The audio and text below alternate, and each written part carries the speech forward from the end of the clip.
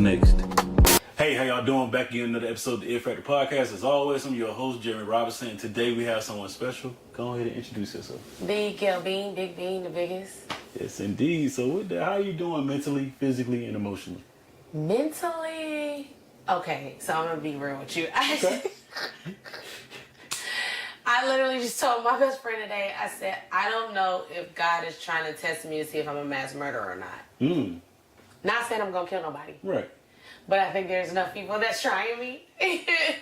So, mentally, I am winning. Mm-hmm. Emotionally, I'm good emotionally. That's good. Physically,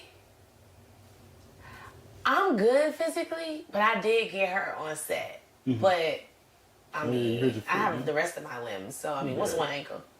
What's one foot? To a full body. I broke mine. Yeah, well. Twice. Yep. Well, I pledged it too. Yep. I don't want that. I don't want that. You gonna be fine though. Okay. It was sports and pleasure, so you be fine. Okay. You be fine. So, yeah, mentally, physically, emotionally, I'm good. It's just the mental part where I'm being tested, and I really think, like, God is... I'm at that position, right, where something big is coming because a lot is happening and a lot is testing me. Mm-hmm. And it's training.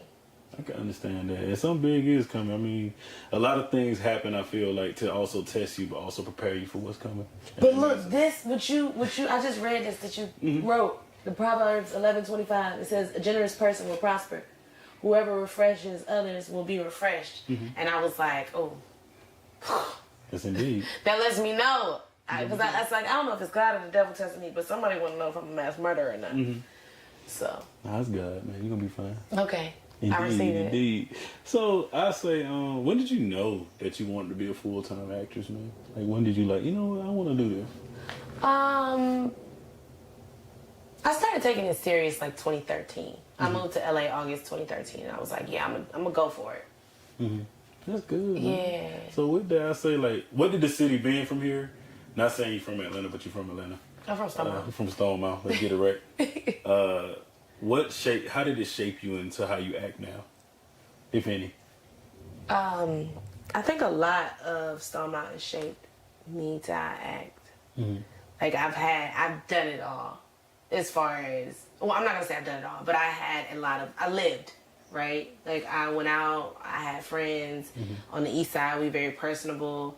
I fought. Like I've done it all. So now I'm at a point where I'm like, okay, I've done this. I was popular. Right. Like I received a lot of attention. I ain't got to do all that. Mm-hmm. Right? Like I be chilling. I have a good time. I have a good group of friends. They're very supportive. I believe the East Side gave me that. I believe Stone Mountain gave me my work ethic. I believe it gave me my mindset. So when I go into things now, I'm also not looking left and right at what somebody else is doing or the accolades or the appreciation or the love they may be receiving. Like, I'm good. I know I'm going to get it. Mm-hmm. I'm not like, oh, whoa, what about me? Like, I'm not, and I think that is my experiences from the East Side of like knowing that I'm always going to get my love and support. So I don't have to be begging somebody else for it, or I don't have to be upset about somebody else getting light shown on them, thinking that it's a dimmer to me or that it won't ever be shown on me. I love that. I love that. So with that, I say, what is your it factor? Why do you do what you do? I feel like it's my purpose, like that God put in me. My it factor is my faith, my family, and my friends. Yeah, I love that. I love that. I love that. I would say, why is it important to give back? I see you give back. You're a philanthropist. You do a lot. I you know, and to be called a philanthropist is an amazing thing. I feel like I make a step in it myself with my book drive every year. Do different things like that. And we'll talk about more about that. We gotta get into that. We gotta collect. You got a book drive? Yeah. Tell me more. So, what's up with your philanthropy?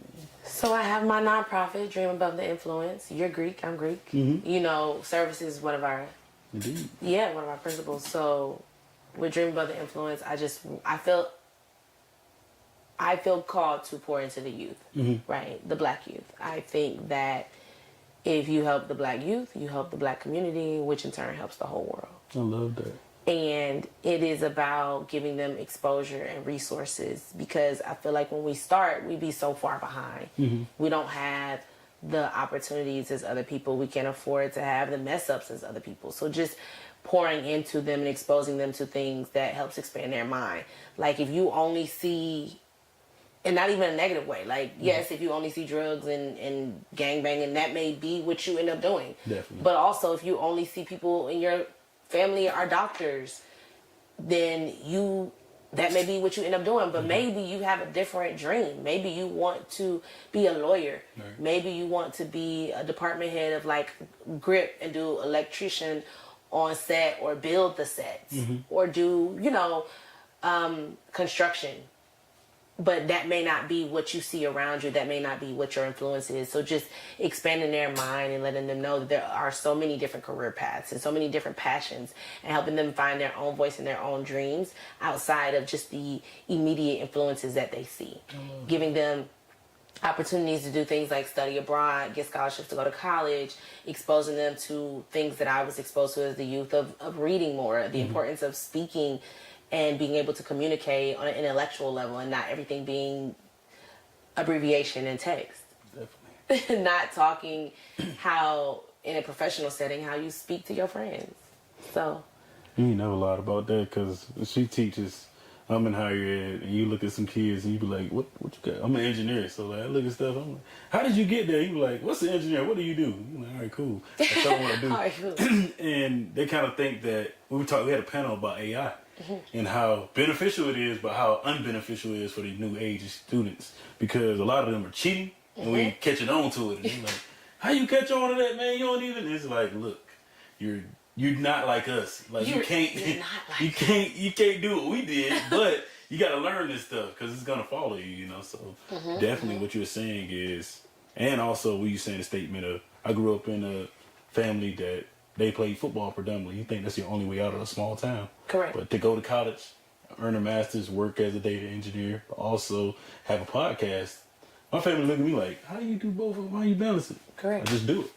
God given. God-given. And then those opportunities expand not just you, but even with you seeing it expand your family. Because they're like, wait a minute. As before, they would have never even looked at that, thought twice.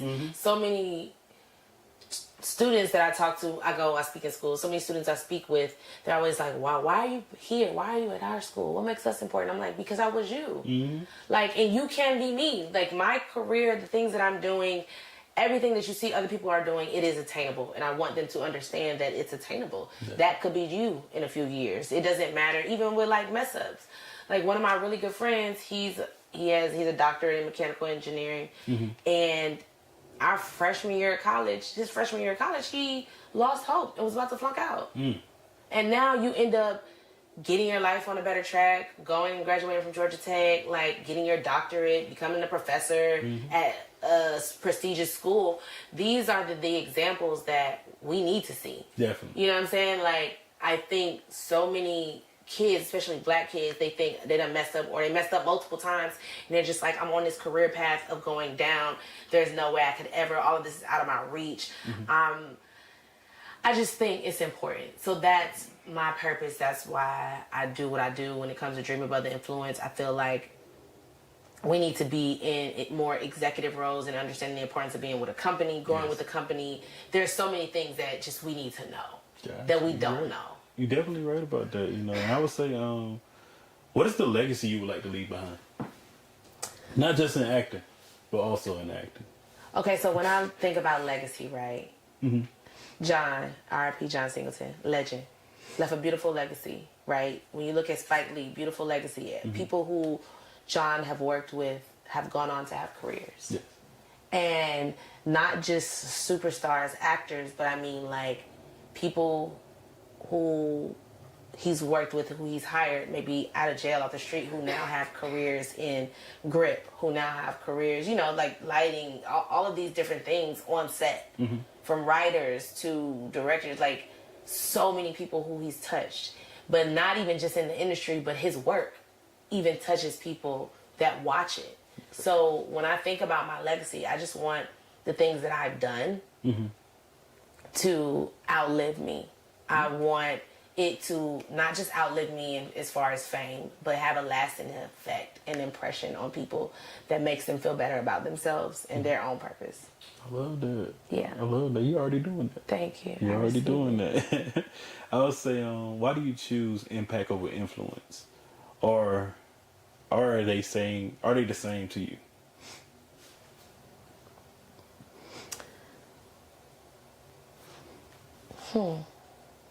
I never thought about it, but that is a good question. And now that you put it on my mind, I think impact is something that lasts much longer. Mm-hmm. Influence feels temporary. It's like lust over love. Yes. Right?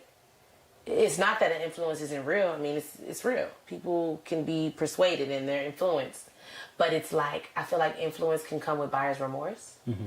As opposed to impact, it doesn't. They feel good. They feel like they've gained something. They don't feel duped. They don't change their mind. They've been impacted. Mm-hmm. You know? So I would always, if I had a choice, to choose impact over influence. Love that. I love that. And I would say, just a few more questions. I would say, what some advice would you give to a young girl, a young lady that wants to be in your shoes someday? Or even go further than that, like even before. So like, what was some advice you would give? Advice I would give to someone who wants to be in my shoes is to have a solid foundation with your faith. Mm-hmm. Be mindful who you surround yourself with. And that doesn't mean they have to be like-minded individuals, but they should be like-hearted. So a lot of my friends and family aren't in the industry, but I wouldn't be able to be in the industry and be successful and thrive if it weren't for them. Mm-hmm. So being mindful about who they surround themselves with. Don't judge, man. Don't judge. Don't judge yourself. Don't judge other people. Like, you're going to encounter some weirdos in life, love, and in career. But keep your head, keep your heart 3 stacks. No, I'm kidding. But keep your head, man. Like, if you want to be in my shoes, you can. You can surpass my shoes. Like, but just, you know, don't take yourself too serious. Mm-hmm. Because all of this is material. Yeah. You know, it's really about having a good heart and being good to people. It is. Yeah. That's what it's all about. And helping people. And Biggest helping thing. people. That's what we're here for. That's what we're here for. I would say, what has been your most transformative role? Like, before we started, I would say that I've been watching you for a long time, seeing you even before you were the actor you are now. I mean, actress you are now. Oh, and I would say... actor is a unisex word. Yeah. So, like, at the end of the day, like, what has been your most transformative role thus far? Where I actually had to transform?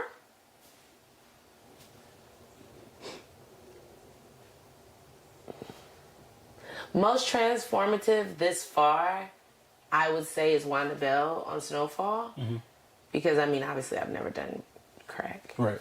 But in case people don't know, because so many people see me and they're like, oh my God, I'm so glad that you're better. I was on a plane and she was like, you're off drugs. Okay, we're on a flight. My boy did that to me. He was like, you interviewing the... No, bro, she's not that. I've never done drugs before, guys. Right. I've never done crack before. In fact, the exclusive, she been not doing it, but she ain't doing it. Got out of here. I've never done crack before. But you played that role, though. Thank you. I would like it right here. Thank you. But look at you. You said I had to say I've never done crack. I've tried weed. Mm-hmm. I've tried. I mean, some people debate whether it is or isn't a drug, but I mean, is it a drug? Is it? I don't really know. See, I don't know that much about it. Yeah, people say it's a plant, but I think like cocaine is a plant or came from a plant. I'm not really sure. I don't know the derivatives. But you gotta look that up. No, I have tried weed before. I have tried an edible. Weed is not for me. Mm-hmm. It's not. I've tried it. It's not for me. Me either. Shout out to everybody who does it though. I stick to the liquor. I'm stick to the liquor. Liquor is definitely a drug. There to go. Yes, it is. It is. But I can control it. What is something that's... but yes, Wanda Bell was the most transformative for me because even going all the way there with the drugs and then having to come back, like I feel like a lot of the other roles are so close to me. That's what's up, though. So, yes. That's what's up. I would say, what's something that's misunderstood about you? That I'm mean. Or that I'm like, I don't know, I think people misunderstand me because they just don't know me. But that's my fault. I don't really let people get to know me like that. So I like to laugh and I like to joke about everything. And if I say mean stuff, that probably just means I really like and love you. Like, but not mean like to make you feel bad. It's just I try to keep things like funny. But my humor is like dry. So yeah, it's dark too. It's dark. My humor is dark. Yeah. That's it. That's why I was like. It took me to get married for my wife to be like, "Look, that wasn't right. You can't do that." Yeah. I'm like, I'm telling you the joke, the mass murder joke. People were like, when I said it today, they were like, I was like, okay, I shouldn't put that on Twitter. So like, I'm like, I don't know. I don't take stuff too serious, and I think that people should be a little bit more lighthearted and fun. And it's like it's enough stuff that show your personality makes us have to be hard.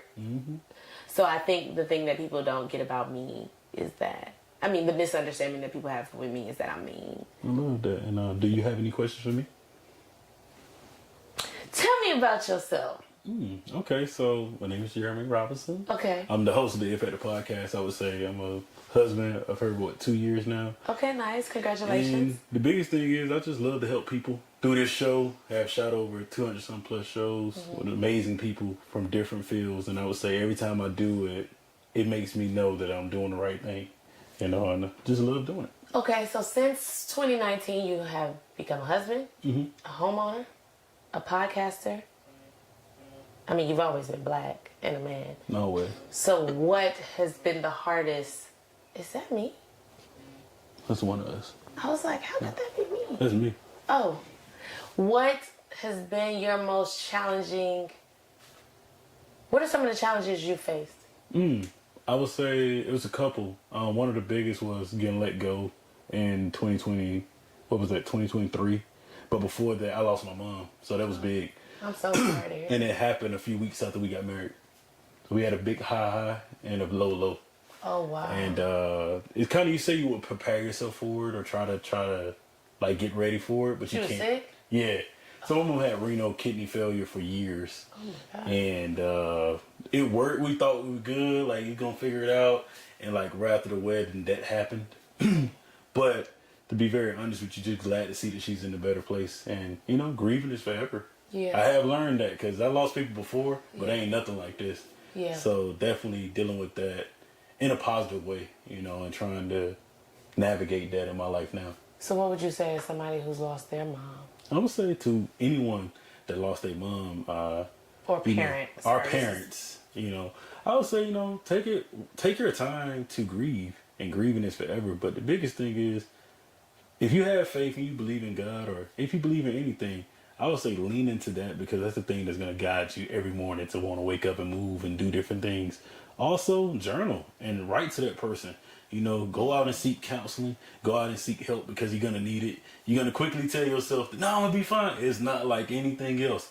So, like, to survive that and live on from that is, always remember, what would my parent want from me? Or, like, what would they want me to do? Like, my mom knew I did this today. She'd be like, wow. So that's the thing that keeps you going. Question, how was it for your wife when you lost your mom? Like, were you open and honest about your emotions and your grieving? Or not at first, because he had a lot of going on. Because, like, it happened, like, a lot happens in the months of September, October, November. Like, we've got birthdays and all type of stuff like that, homecomings. So all type of stuff was happening. And I finally opened up to her, like, once we had my birthday. Because I was like, I don't want to be around people. I don't want to be around that fake stuff. Like, people saying, I'll be here for you. It's 2024. Half those people I don't hear from. Yeah. And it didn't matter. It mattered at that time, but now it don't matter. Because it was like, oh, dang. But just having her there for me was real big, because she had to tell me. Yeah. And that was hard. Like, it was like, we just got married. This girl got to tell me. So that was crazy. And I would say that the biggest thing was actually having someone in your life when that does happen is amazing because it's gonna help from 10 times more than you going through that alone. Okay. Yeah. Another question, which I'm starting to ask men because I'm realizing that people don't ask y'all this and you don't ask yourself this. Mm-hmm. What makes you happy? Wow. What makes me happy is very simple. Like, I love to watch old football, like sitting down watching that. If I can sit down and watch, she can tell you. Like, if I can sit down and watch that and relax, like, and, you know, have a good, like, drink, if I want to have a drink.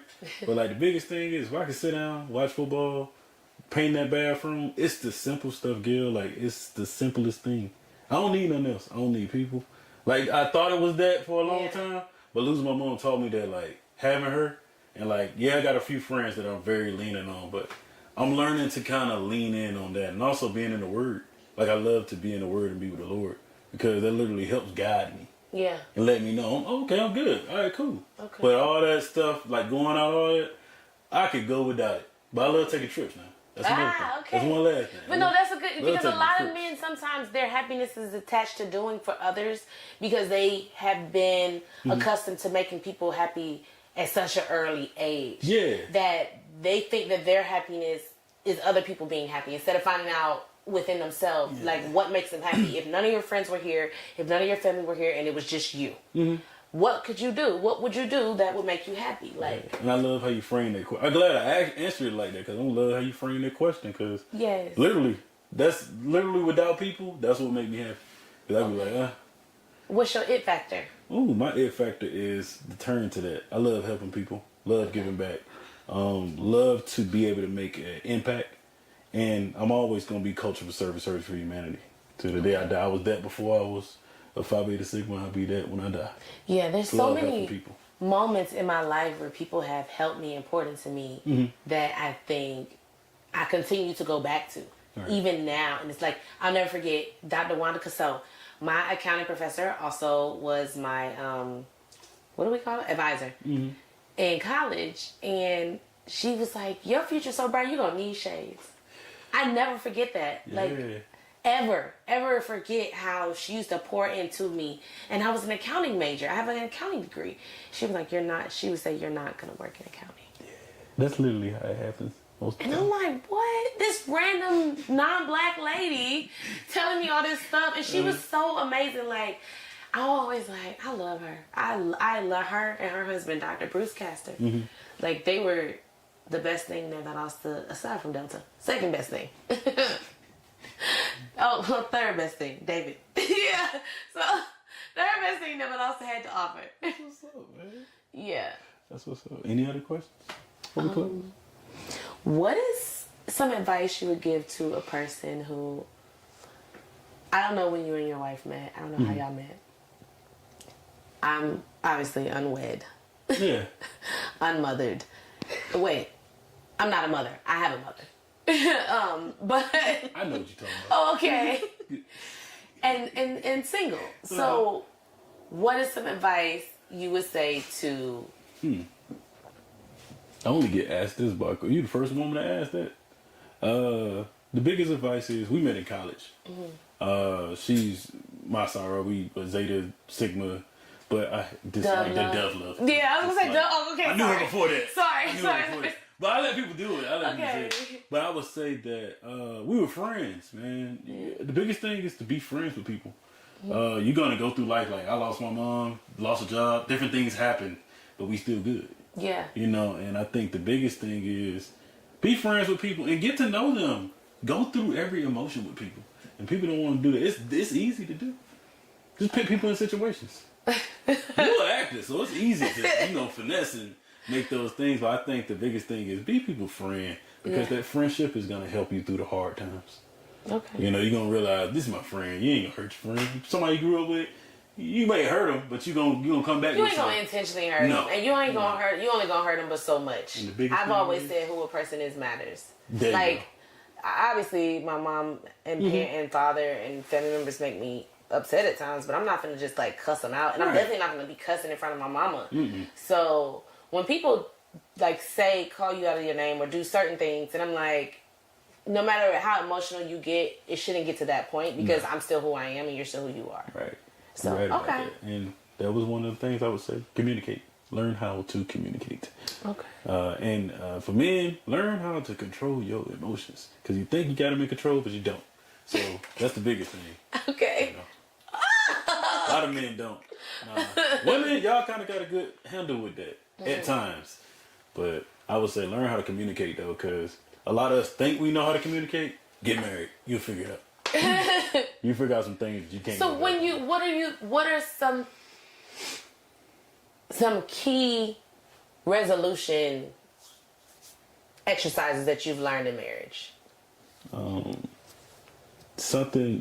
my wife don't like to talk. Like, I like to go and get it out of the way. That's the sport in me. Like, let's coach this thing out. Let's get it out. Patience. Learn patience, and God will give you patience in the oddest situations. Learn patience and use it with your partner first because it's going to help you with the rest of your life.